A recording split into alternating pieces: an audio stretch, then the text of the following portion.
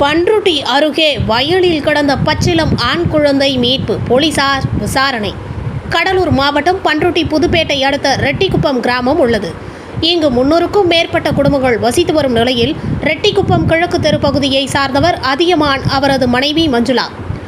இவர் விவசாய நிலப்பகுதிகளில் சென்றபொழுது திடீரென குழந்தை அழுகுரல் சத்தம் கேட்ட அவர் அங்கும் இங்கும் தேடி பார்த்துள்ளார். அப்பொழுது பச்சிளம் ஆண் குழந்தை ஒன்று பசியால் துடித்து அழும் காட்சியை பார்த்து அதிர்ச்சி அடைந்த அவர் அக்கம் பக்கத்தினரிடம் தெரிவித்தார்.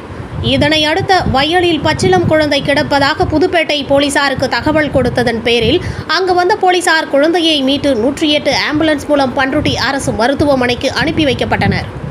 இதனை அடுத்த குழந்தை பண்ருட்டி அரசு மருத்துவமனையில் சிகிச்சை பெற்று வருகிறது. பண்ருட்டி பகுதிகளில் வயலில் கிடந்த பச்சிளம் குழந்தையை குறித்த போலீசார் தீவிர விசாரணை நடத்தி வருகின்றனர். கெல்லை மீடியா சேனலை லைக் பண்ணுங்கள், ஷேர் பண்ணுங்கள், கமெண்ட் பண்ணுங்கள், சப்ஸ்கிரைப் பண்ணுங்கள். மறக்காமல் பக்கத்தில் இருக்க பெல் ஐக்கானையும் கிளிக் பண்ணுங்கள்.